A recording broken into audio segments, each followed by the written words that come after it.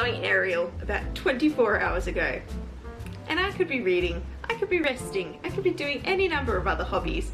But instead, I am ready to jump into the next project. It is Yvaine from Stardust. This is one of my all-time favorite movies. I still remember the day I watched it. I just fell in love with the costumes and the story and the idea of this fairy tale, but it wasn't designed for kids. It was just telling this beautiful, beautiful story, and Yvaine's and Tristan's love story is just beautiful. What's interesting is that I love the movie so much and I love Neil Gaiman's writing, so I went to read the book and I did not like it. I think the film adds so much more in terms of culture and storytelling and creating this really beautiful piece of cinema, and I genuinely love it, and this has been something that's been on my bucket list for a long time, and I'm finally getting to do it. Yvaine's dress that she receives from Captain Shakespeare. I've used the making of this costume as an excuse to rewatch the movie a lot, and I have zero regrets. If you haven't watched the movie, go and watch it. It is entertaining and beautiful. If you love fairy tales like I do, I see there being no reason that you wouldn't love this movie as much as I do. I've purchased 3 different fabrics as the primary parts of this dress. The first being this blue taffeta. I was going through a few different navy variations and they all seemed way too dark or way too blue. And this one was one I just found on eBay. It was the last of its kind at the store, and I think it is the perfect hue for her dress. So this will be used for the majority of the skirt aspects and for the center panel of her bodice. Then for the rest of the bodice is black velvet. I am so excited. I've used velvet once before. It was an upholstery velvet and it was not the easiest fabric to sew with, but this is not upholstery fabric, and I think that it'll make quite a difference in terms of how to use the fabric. And the last primary fabric I have is this beautiful blue organza fabric. It works really well with the light.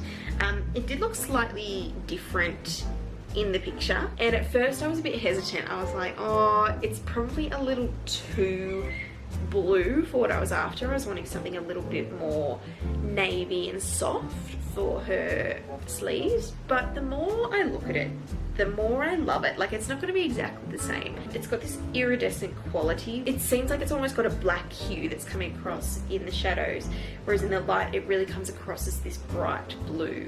There's a bird that's looking right at me. It's a magpie, and magpies collect blue things. You can't come in here, Mr. Magpie. I'm sorry. This is my fabric. I feel like it's got a very star-like quality to the fabric. And what I'm thinking is not just using this for the sleeves, but potentially layering it over the top of that center panel of the taffeta, just to add a little bit more dimension to that specific panel in the middle and a bit more unity to the project overall. One of the things I am excited about is using taffeta. I've never sewn with taffeta before, but it's a very noisy fabric. So the one thing I'm a bit nervous about is wearing this costume out. I think it's not gonna be a subtle one. I think you'll be able to hear me coming from a while away. The 3 sections of the costume are the underskirt, which has got 3 tiers of pleating on it. The overskirt, which is pulled up at one side to reveal said tiers on one side, and the bodice with the trail down the back. Hello, Mr. Magpie. That magpie is eyeing off these fabrics. One of the things rewatching the movie I found was that it felt really obvious that there was at least 2 different dresses that Claire Danes was wearing. One which was a fuller skirt and one which was a slimmer skirt. So I have a few different options. In my original sketches, I was opting for the fuller skirt, but I've decided to go for a bit more narrow. I think that the taffeta is going to hold quite a bit of structure itself, which will create a little bit of body in the skirt. And then I've always got the option of purchasing some kind of underwire to wear underneath if I want to pursue that route. Obviously I want to very heavily indicate that this is what I'm creating, but I'm definitely not going to stick 100% pure to this. Like for example, the panel down the center of the bodice. That's basically it in terms of preparations. I'm going to start cutting out my taffeta for my lengths and lengths and lengths of pleating, and my deluxe satin for the base skirt that they'll be hanging onto.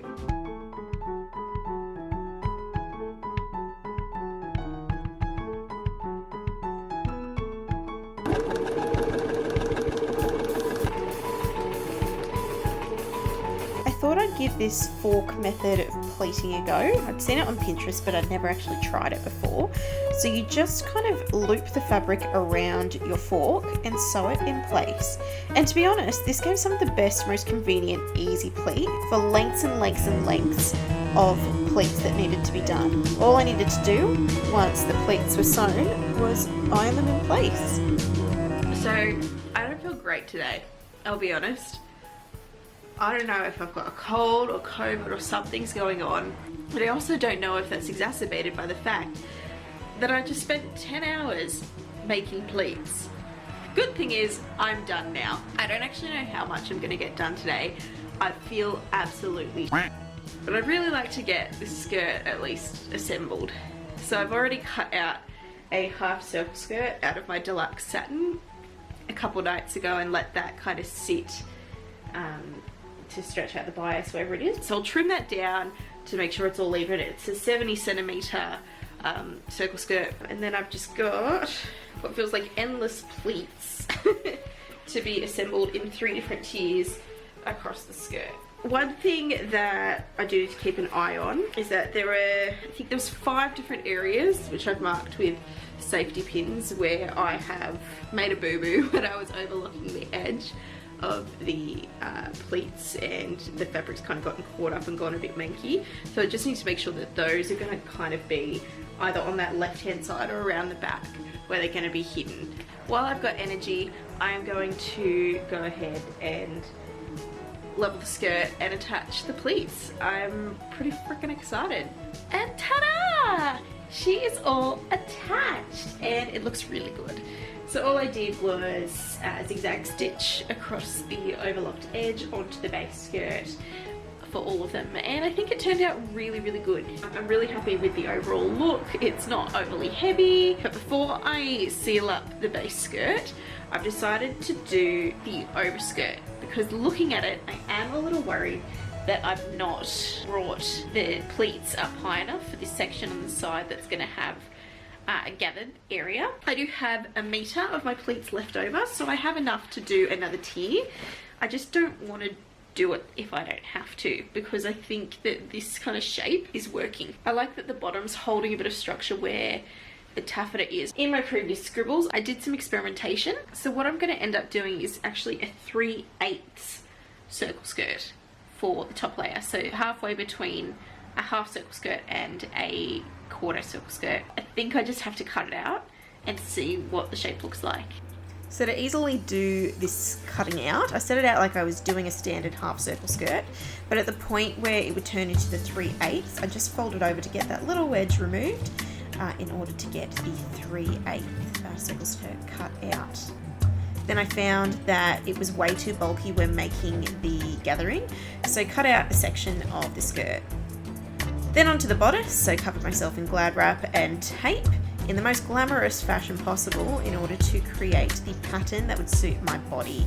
I ended up ruining this shirt in order to do this, so I was really upset, but it was totally worth it. Something I really struggled with was getting the lines to look the same on my body. I have a lot of curves due to having a lot more fat on my body than Claire Danes, but I really wanted to get something that gave the indication that my bodice was the same as hers. So cut out my pieces once they were done and then started my mock-up process.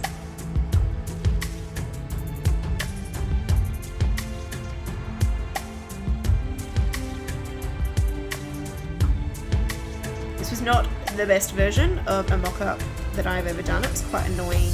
I had to do a lot of modifications to the front, sides and back of my body. It's like, I can't really understand what happened, but the pattern gave me so much extra fabric to work with. I'm going to try and jump in with a quick update. I'm losing my voice really bad, but I have done quite a bit of work because I can't talk or go anywhere or do anything. The entire internal lining of my bodice has been made. I did a stability layer for the first time and attached boning to that in several points of weakness to try and give the overall bodice a bit of structure. So now I've done all of the planning. I just need to cut out the fashion fabric and then assemble it together. And I'm not going to talk because I can't and it hurts. I will see you on the other side. Okay, so last night I worked more on the bodice and I ended up doing the overlay. I think it creates like a nice point of difference, that it's not just the same fabric flowing into it, and will create a bit more unity with those shoulder sleeves as they come on. It also, it's kind of hard to tell in the daytime, but it does react really beautifully with the sun, and it's very, I feel like it's very Yvaine. I cut out the pattern, and for some reason these fabrics, in particular the velvet, has behaved so differently to the rayon that I used for the bodice. So I've finished pinning all my adjustments, but I've got a big seam here, like it's really not perfect around the bodice, and it's become like 2 inches shorter than I want it to be on the side. It's a bit annoying, but I'd rather be happy, and I've got heaps of spare fabric because I did end up buying not just plenty for this project, I've just purchased another lot for another project that is coming up. So I'm going to go do that now and rest my voice because it's starting to hurt already. So once I went and made those adjustments, it looked pretty dang good. I felt very comfortable. It looked great with the overall like line and shape of the costume. And then it was just on to finishing up the bodice. So I started by laying out for where all the eyelets were going to go and then installed them. Alright, piping time. I planned to originally purchase actual like upholstery piping to complete this because it's just such a nice, thin, elegant trimming to the dress, but I haven't ordered it yet and I kind of just want to finish the dress. So I've gone looking in my stash and I have this twine for Christmas, which is nice and thin, and I think it's going to hold a bit more structure than something like wool, which will just kind of crush flat. I've tried that before. So I'm going to try sewing this into the piping and see if it gives me the desired result. I think if I can get a nice close sew on that line, I think it'll look pretty good actually. And then if it works well, we'll get on to the hours of hand sewing to the actual bodice, by which time hopefully my voice will have returned. So I folded the strip of fabric about 2/3 over, encasing the twine inside, and then I hand sewed this length onto the bodice, encasing those raw edges on the sides. The last task was to eyeball this trail and the sleeves, and now it's time for the reveal.